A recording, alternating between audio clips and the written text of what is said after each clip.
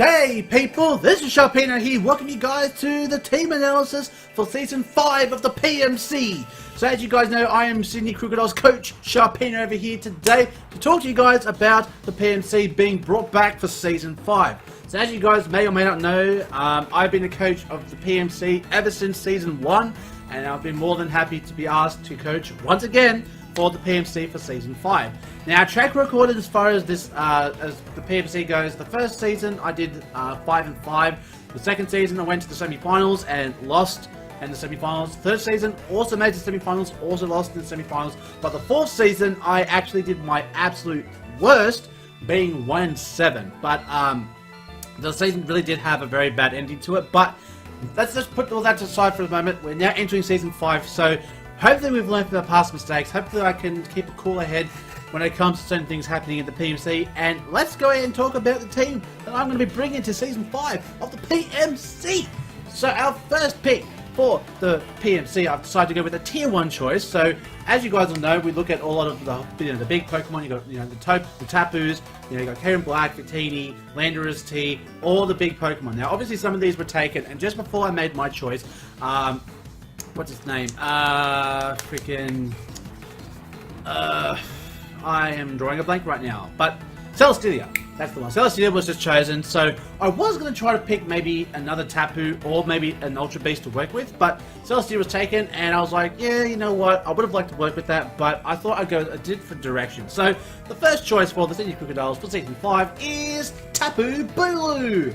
So Tapu Bulu, of course, being a big powerhouse when it comes to having the physical presence of having the grass and fairy typing, having the grass terrain, so it helps out a lot of big Storly teams, but also the fact that the grassy terrain also boosts the power of Tapu Bulu. So Tapu Bulu being obviously a big physical presence on the team, I definitely thought it's a Pokemon I want to work with. Obviously some downsides to Tapu Bulu is the fact that it is quad weak to poison, so we have to anticipate that whatever team members that we bring alongside Tapu Bulu are in fact going to be capable of able to handling either the fire type weakness or the poison type weakness. More so, that's really ideally what we're looking at for. I mean, it is also weak to a few other things, but primarily we're looking at poison weakness being that quad 4 major issue that we're going to deal with. Okay, so that's going to be our number 1 choice. So now our second choice is a Pokemon that is also in the Tier 2 section, I believe. He's a returning member from Season 4, and I believe another prior season. But ladies and gentlemen, selection number 2 for our team is going to be Skarmory. So as you guys know, Skarmory is a very good Steel type Pokemon. It's Steel flying, it's a defogger, it has a great range of setting up moves like Stealth Rocks and Spikes and all that, and even, it has a good potential to just sit there and roost. And I mean, not really using it with the grassy terrain, but it's just majorly an answer for Tapu Bulu's poison type weakness. So it's immunity, a good way to get rid of hazards, and it's also a bit of a stalling one. So it works out to how we want to work with it. Last season I did not too bad with it. The only things I've got to watch out for with Skarmory is Pokemon that have Magna Pull, and of course Pokemon that obviously would war Skarmory. So for me, it's a matter of knowing when to pull out with Skarmory rather than leaving it in and setting it up for a bad situation. So Skarmory, welcome back to the Sydney Krookodiles. Now, choice number 3 that we have on a list here is a new Pokemon I really never had the honor of working with. He's a classic from Gen 5. He's actually one of my favorite fire types from Gen 5. So ladies and gentlemen, choice number 3 is Darmanitan. So Darmanitan is a big fire powerhouse. To complement the weakness of both Skarmory and Tapu Bulu's fire type weakness, I figured we go ahead and get ourselves another physical presence, and that is the Darmanitan. Equipped with the ability to use Choice Scarf or Life Orb with Sheer Force, you just don't know how he can pack some good moves like Flare Blitz, U-Turn, Super Power, Earthquake, Rock Slide, Stone Edge, whatever the case may be. Darmanitan definitely has the potential to work with us really well here, and it's complemented by his ground type weakness because Tapu Bulu and Skarmory can handle that, and the rock type weakness, I guess Skarmory can somewhat handle because Skarmory is a bit more of a physical defense shield. So Darmanitan can only have more fun in the sun when he's rocking out with the powerhouse of the physical capabilities that he has. Now we have ourselves moving on to choice number 4. So having a look at choice number 4, I did decide, actually just realized Skarmory is actually Tier 1, so I have 2 Tier 1s off the bat. Now we have to go ahead and pick a Tier 2 Pokemon. So Now looking at things like Ice-type weakness on Tapu Bulu and the Water-type weakness of Darmanitan, I figured we could use a good Water-type. And considering that we have the grassy terrain, something of Pokemon that would be really good to just have more fun with in the grassy terrain. So choice number 4 for the Sydney Krookodiles is Slowbro. Regenerator, bulky as fuck, he could sit there all day. So to complement the Skarmory, we have another bulky mon in Slowbro. You know, has Psychic type capabilities as well. He can learn some Fire type moves to kind of take people by surprise. Slack off.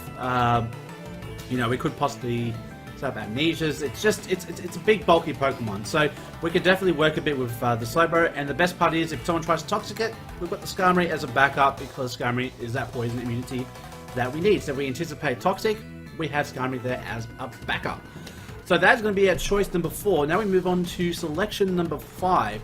Now, having a look at our team, as you can see, it's a lot of bulk, but we need a good Cleric. So if you guys know what a Cleric is, we're talking about things that maybe have Heal Bell, maybe something that has Wish, so something that could help us if we get a bit of a bind late game.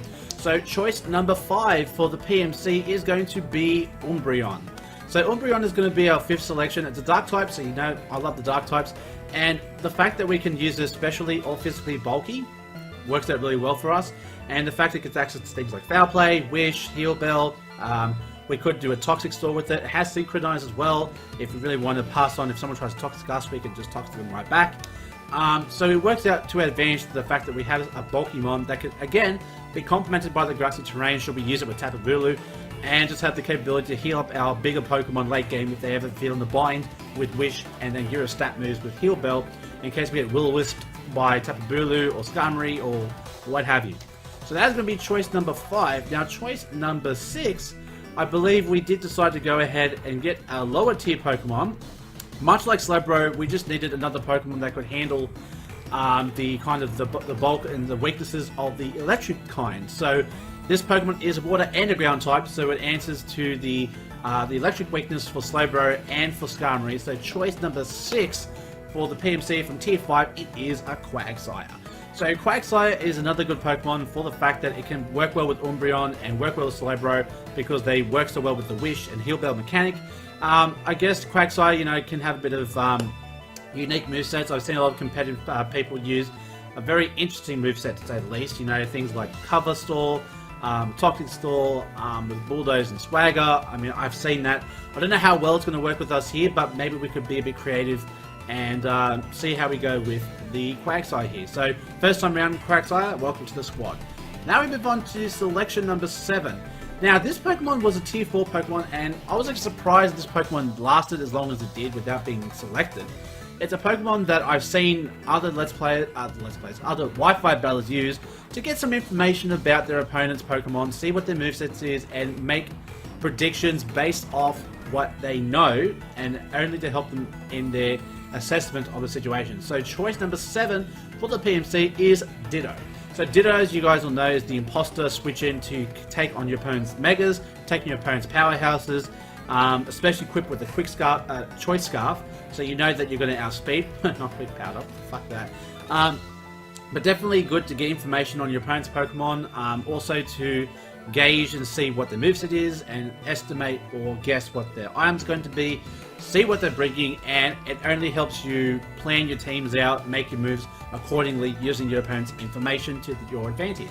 So definitely interesting to see how Ditto's going to work with us this season, especially like I said, since, you know, it is, you know, most people use a choice scarf. Maybe I could not use a choice scarf and maybe use a life orb or something to kind of throw off my opponent because they might think it's choice scarf. So you never know, you just never know. Now we move on to choice number 8, and I realized that, hey, we haven't got a Mega yet. And I know this Mega did get a nerf as of Sun and Moon, but I still figured it was valid, and since the league has decided, since it got nerfed, to be usable, I figured I'd go ahead and utilize it for its VGC capability. So choice number 8 for the PMC is going to be Mega Kangaskhan. So as you know, parental bond with the Power Punch, the Double Edge, the Crunch, all that goodness there. So loving the fact we got ourselves Mega Kangaskhan here. Definitely interesting to see how much the nerf is really going to affect the Mega Kangaskhan. I think this league will be evidence to suggest whether the nerf actually did affect Mega Kangaskhan at all, or are we actually going to rock it out with the Mega Kangaskhan and show why it should be in the Uber tier, because it was put an Uber because of its parental bond ability, but let's just see how we go with this here. So now we move on to selection number 9. Now for this one here, this one was actually another tier 2 choice, because I figured we have some points. We go ahead and pick another tier 2, and then the last 2 choices would be low tier choices. So from tier 2 for number 10, we have Scolipede. Scolipede is a great Pokemon. Again, it complements the whole the poison type weakness with Tapu Bulu. It's great because it has speed boost, so you know it can have setup potential, possible sweep potential with Swords Dance. If we want to pass on the speed, we could do baton passes with the speed boost. Definitely, you know, can work to our advantage, especially if we want to boost up Pokemon's speed with like Darmanitan or Tapu Bulu to make sure we can outspeed, even Mega Kangaskhan to kind of make sure that we can outspeed, because the rules in this PMC is that if you baton pass, you can only pass speed boost and nothing else, or like, you know, if you can't mine, you can baton pass, that's fine. But it says you cannot pass speed and another stat. So if I get a speed boost, I can't Swords Dance next turn and then baton pass, because that's against the rules. So Scolipede would definitely be an interesting, another Gen 5 classic, so looking forward to what we can work with here with the Scolipede. Now we move on to choice number 10, and this is a Pokemon I fell in love with since season, I believe, 1 or 2. I believe we used this Pokemon here, another Gen 5 Pokemon, but very, very fast, and it got a great special potential, and it's also a spinner. So ladies and gentlemen, choice number 10 for the PMC is Cryogonal. Cryogonal is a very fast Pokemon. It's base 105 speed, if I do recall. Does get access to, you know, Rapid Spin.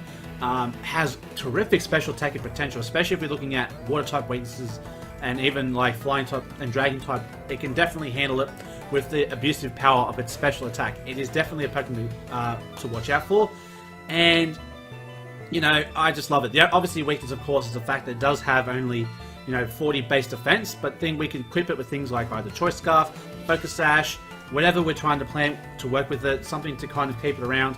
Or we can even use Life Orb and just assume that my opponent can't speed it and just rock it out with the Snowflake out, you know, as we were. Now we move on to the final choice here. So, looking at our team, we do have only one fire Pokemon on our team. I figured we could use another. And this is going to be the final pick for the Sydney Krookodiles. Ladies and gentlemen, the final choice for the Sydney Krookodiles is Delphox. So Delphox having the capabilities of handling some of the fire type weaknesses on team as Mega Kangaskhan and Umbreon, taking on also the fire type weakness from Tapu Bulu and from Skarmory, and even Scolipede as well.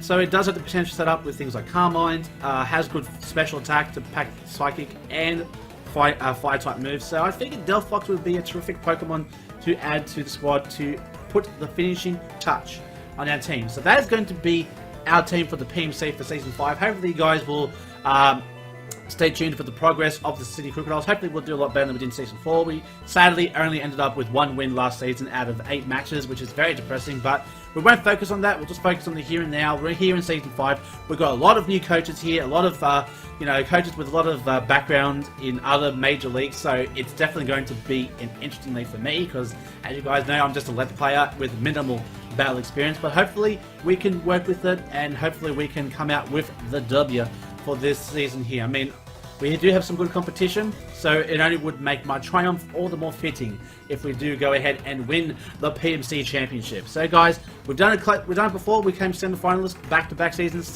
2 and 3, so you know what? Anything is possible. So guys, if you enjoyed, hit the like button, show your support to all the coaches. Links will be in the description down below, and definitely make sure that you support the PMC and all the coaches. So guys, until the next time I see you guys in the next Wi-Fi battle, stay safe, stay sharp, and I'll catch you guys all next time. Later!